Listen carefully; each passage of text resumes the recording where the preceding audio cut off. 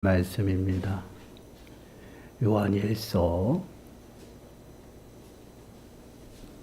1장 7절에서 9절 말씀. 제가 가지고 있는 성경책은 신약 성경 388쪽입니다. 요한일서 1장 7절에서 9절 말씀. 우리 한 목소리로 함께 읽겠습니다. 그가 빛 가운데 계신 것 같이 우리도 빛 가운데 행하면 우리가 서로 사귐이 있고 그 아들 예수의 피가 우리를 모든 죄에서 깨끗하게 하실 것이요 만일 우리가 죄가 없다고 말하면 스스로 속이고 또 진리가 우리 속에 있지 아니할 것이요 만일 우리가 우리 죄를 자백하면 그는 미쁘시고 의로우사 우리 죄를 사하시며 우리를 모든 불의에서 깨끗하게 하실 것이요. 아멘. 오늘은 우리가 이제 죄사함에 관하여 말씀을 함께 나누려고 합니다. 우리가 함께 나눌 신앙 고백의 문구는요, 죄를 사여 주시는 것과 라는 이제 고백의 문구죠.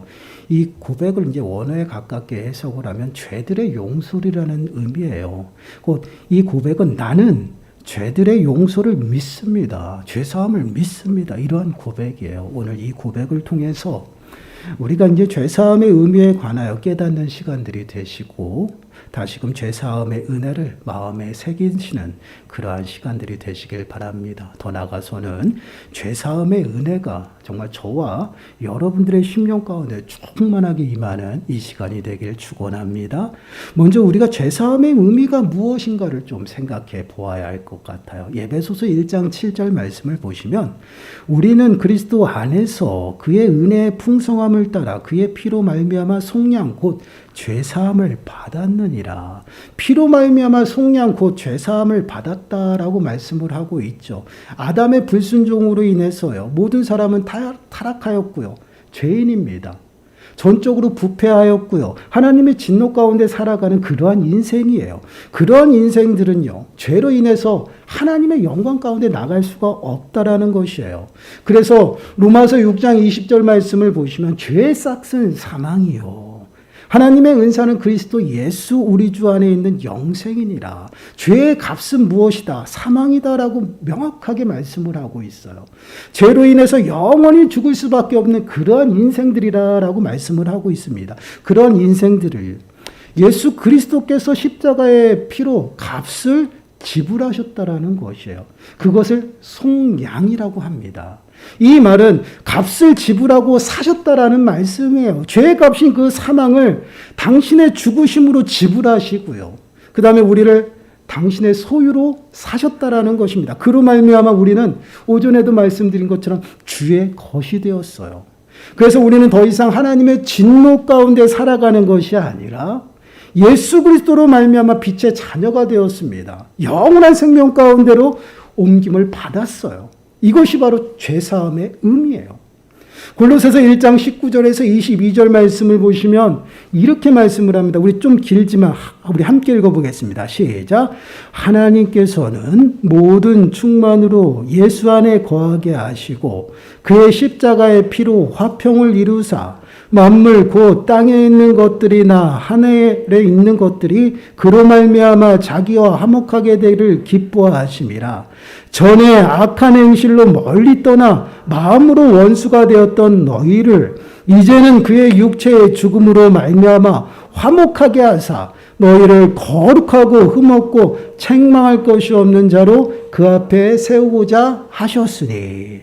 예수 그리스도께서 우리를 속량하심으로 원수되었던 우리와 하나님과의 관계를 화목하게 하셨다라는 것이죠.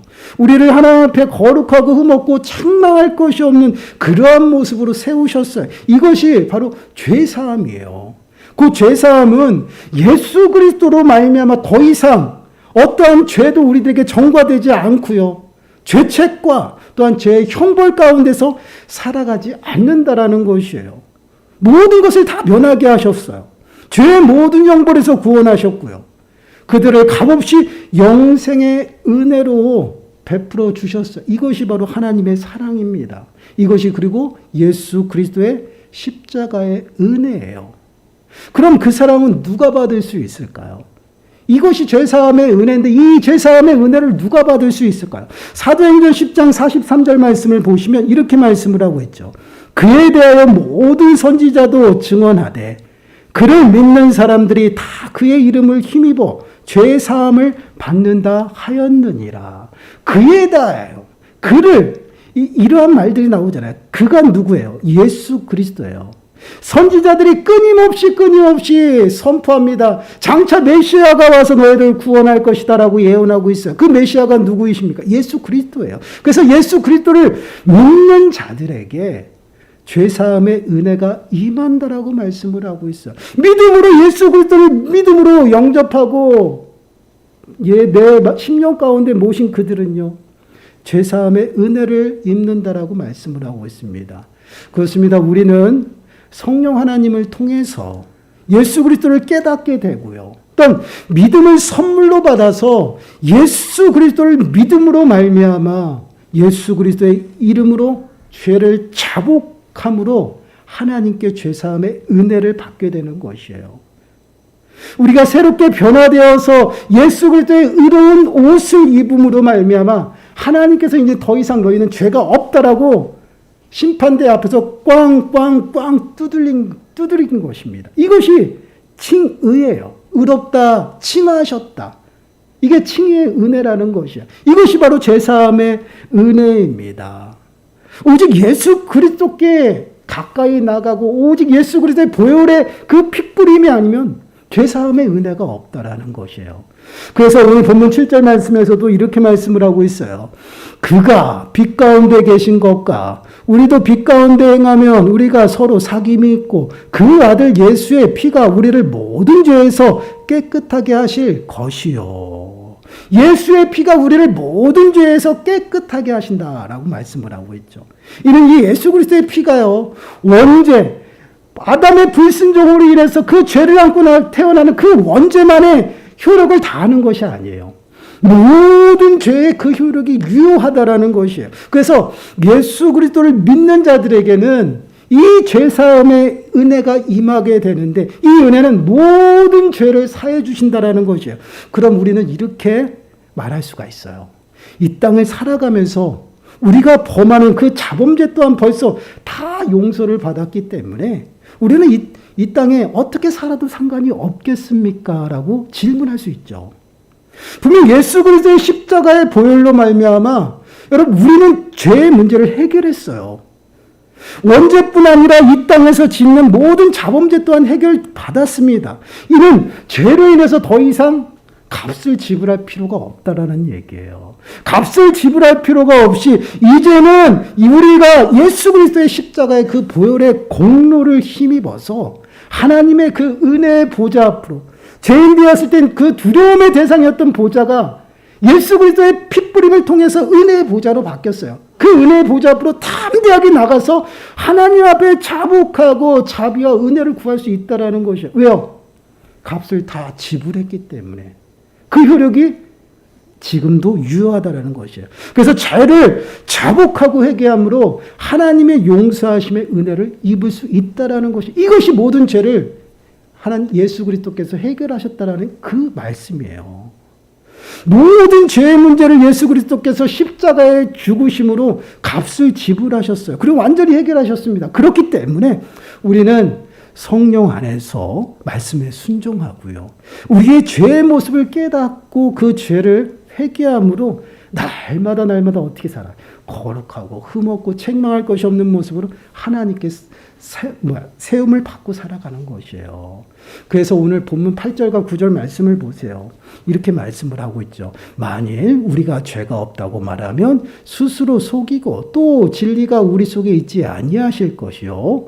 만일 우리가 우리 죄를 자백하면 그는 미쁘시고 의로우사 우리 죄를 사하시며 우리를 모든 불의에서 깨끗하게 하실 것이요. 8절 말씀을 좀 다른 관점으로 제가 표현하자면 우리는 죄에서 자유로울 수가 없습니다. 우리가 연약하여 넘어지고요. 또 범죄하고 하나님을 늘 배반하며 살아가죠. 그러면 나는 그렇지 않습니다라고 말하는 자는요, 다 거짓말장이라는 것이에요. 이러한 죄된 모습은요, 그 누구나, 그 모든 사람에게 있다라는 것이에요. 그렇기 때문에 죄에서 자유로울 수가 없어요. 그래서 끊임없이 우리는 회개의 삶을 살아가야 된다라는 것이에요. 그래서 우리는 은혜의 보좌 앞으로 다 함대에 나가서요, 하나님께 자복하고 회개하는 것이야. 자백하는 것입니다. 나는 이러한 죄인입니다. 나는 이러한 죄를 범했습니다. 이러한 실수를 범하고 주님을 매번 반복해서 배반하며 살아갑니다. 하나님께 용서함을 구하는 것이에요. 누구를 통해서요? 예수 그리스도를 통해서. 이러한 은혜가 우리들에게 임했다라는 것이에요. 하나님께서 용서하신다는 이 용서, 하나님께서 죄 사하시고 용서하신다라는 것은 예수 그리스도의 의로운 옷을 우리들에게 입히셨기 때문에 그 의로운 옷을 보시고 그래 너는 죄가 없다라고 빵빵 두들기는 것이에요. 그 두들긴 그 심판은요 영원하다라는 것입니다. 여러분 이거를 마음에 좀 새기셔야 돼요. 우리가 예수 그리스도의 의로운 옷을 입고요 연약해서 넘어져서 죄를 범해요. 그렇다고 구원에서 떨어져 나가는 것이 아니에요. 우리는 연약해서 끊임없이 죄에 대해서 우리는 유혹에서 넘어지고 쓰러집니다. 그러나 다시금 깨닫게 하시고 일어나서 주님의 은혜의 보좌 앞에 나와서 자복하며 회개하고 다시금 예수 그리스도의 그 보혈의 그 은혜로 말미암아 용서함의 은혜 가운데 거하게 된다라는 것이에요. 바로 이것이 용서함의 은혜입니다. 그리고 더 나가서 오늘 말씀 보니까 우리를 불의 가운데서 깨끗하게 하신다라는 것이에요. 우리가 죄의 자리에서 떠날 수 있는 환경 또한 열어주심을 보게 돼요. 예수 그리스도의 그 핏부림을 통해서 용서하시고 그 용서하심을 통해서 우리를 불의 가운데서 온전히 옮기셔서 우리의 삶을 깨끗하게 하신다라는 그것이 바로 하나님의 일하심이에요. 근데 하나님의 용서하심은요, 한 번 용서하시면 기억도 안 하신다라는 것이에요. 우리는 계속해서 반복하잖아요. 하나님을 배반하고 또 배반하고 또 배반하고 이러한 삶이 우리들의 삶의 모습이에요. 여러분들은 거룩해서 안 그런 것 같지만 저는 매번 그렇습니다. 끊임없이 넘어져요. 끊임없이 미워하고요. 끊임없이 불평하고요. 이러한 연약한 자예요. 그러면 하나님 앞에 설 수가 없을 것 같아요. 근데 우리 하나님 그렇지 않다라는 것이에요. 언제든지 주님을 찾고 예수 그리스도의 보혈의 공로를 통해서 주 앞에 나가면요. 자비와 은혜를 베푸시고 우리를 의롭다 하시고 깨끗하게 하신다라는 것이에요. 하나님은요. 왜 또 그랬냐? 왜 그랬냐라고 말씀하시잖아요. 그래 용서하마. 한마디 하셔요.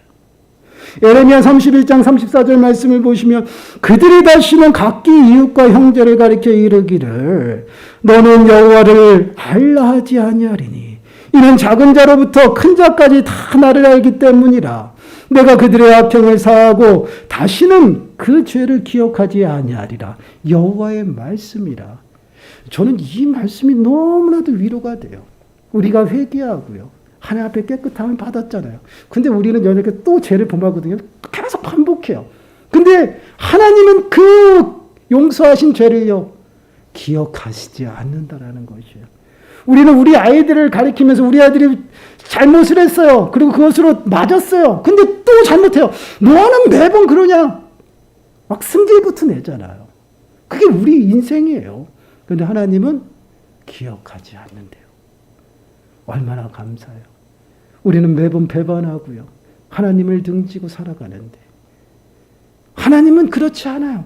우리가 매번 주님 앞에 나와서 자비를 구하면 자비를 베풀어 주시고 은혜를 베푸면 은혜를 구하면 은혜를 베풀어 주시고 용서하면 은혜를 구하면 깨끗하게 하셔요. 그리고 기억하지도 않으신대요. 또 왔냐? 또 그랬냐? 그러지 않으셔요. 내가 너를 사랑한다. 용서한다. 그것으로 끝이에요.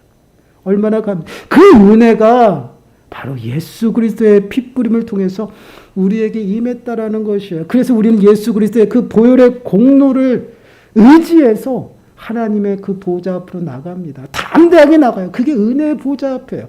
그 은혜의 보좌 앞으로 나아갈 때 우리는 때를 따라 돕는 은혜를 얻는 것이에요. 그렇습니다. 우리가 사도신경을 통해서 죄를 사하여 주시는 것과라고 고백하는 것은요. 예수 그리스도만이 우리들의 구원자가 되심을 고백하는 것이에요. 예수 그리스도가 나의 주인이고 또한 예수 그리스도께 나아갈 때 우리에게 죄사함의 깨끗함의 은혜가 임한다라는 것을 우리들에게 말씀을 하고 있어요. 우리들의 죄의 문제는요, 그 어디에서도 해결할 수가 없습니다. 오직 예수 그리스도만이 해결하실 수가 있어요. 왜 그렇습니까? 우리를 대신해서 그 죽음의 값을 지불하셨어요, 몸소. 그로 말미암아 우리가 영원한 생명을 얻었어요. 그 생명이 예수 그리스도 안에 있다라는 것이에요. 그래서 우리는 예수 그리스도 앞에 끊임없이 나가야 돼요. 우리는 용서함 받지 못하는 정말 괴수 중에 괴수입니다. 나갈 수 없어요. 아니요, 나가야 돼요. 괴수기 때문에 나가야 돼요. 죄인이기 때문에 나가야 됩니다. 왜요? 예수 그리스도만이 우리를 깨끗하게 하셔요.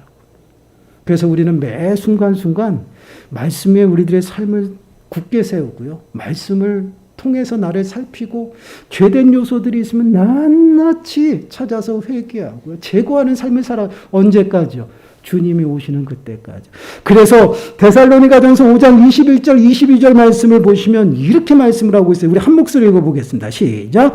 범사에 헤아려 좋은 것을 취하고 악은 어떤 모양이라도 버리라. 범사에 헤아려 좋은 것을 취하라. 좋은 것이 뭘까요? 성령이에요.